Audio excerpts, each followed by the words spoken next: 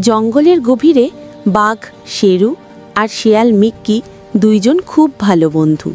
সারাদিন তারা দুজন জঙ্গলে ঘুরে বেড়ায়, মজা করে, আবার বিপদেও একে অপরকে সাহায্য করে। শীতের সময় চলছে, আর শীত মানেই জঙ্গলে খেজুর গাছের রসের সুবাস চারদিকে ভেসে বেড়ায়। এক সন্ধ্যায় মিক্কি দৌড়ে শেরুর কাছে আসে। শেরু, শেরু, শুনেছ? বড় খেজুর গাছের ওপরে আজকে তাজা রস ঝরবে, চল না খেতে যাই। শেরু হেসে বলে, চল যাই, কিন্তু সাবধানে, জঙ্গলের মিষ্টি জিনিসগুলো সব প্রাণীর চোখে। দুজন তখন ধীরে ধীরে খেজুর বাগানের দিকে হাঁটা শুরু করলো। চারপাশে কুয়াশা, ঠান্ডা বাতাস আর গাছের ফাঁকে ফাঁকে চাঁদের আলো। জঙ্গলটা যেন অন্যরকম নীরব।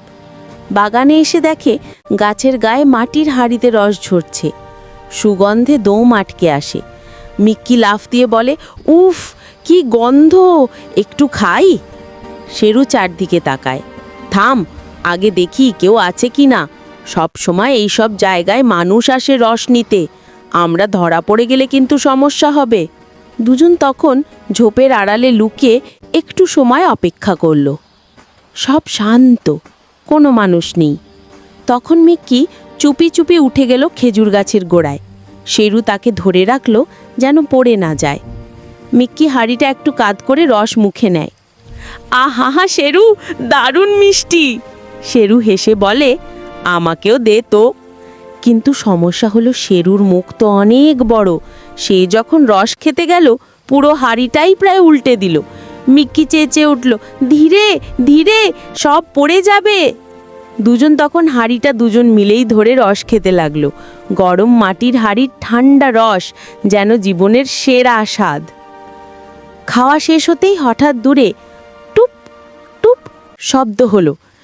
মিক্কি ভয় পেয়ে বলল, শেরু, কেউ আসছে নাকি?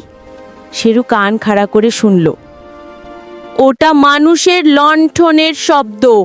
বাগানের মালিক আসছে রস নামাতে। শেরু, দৌড়! দুজন লাফ দিয়ে ঝোপে ঢুকে গেল। মানুষ এসে দেখে হাঁড়ি অর্ধেক খালি। ওরে বাবা, আবার কোন জন্তু এসে রস খেলো? শেরু আর মিক্কি ঝোপের ভিতর হাসি থামাতে পারে না। মিক্কি ধীরে বলে, আজও বেঁচে গেলাম, কাল ফিরবো। শেরু চোখ টিপে বলে, তবে আরও সাবধানে। দুজন তখন চাঁদের আলোয় আস্তে আস্তে জঙ্গলের ভেতরে ফিরে যায়।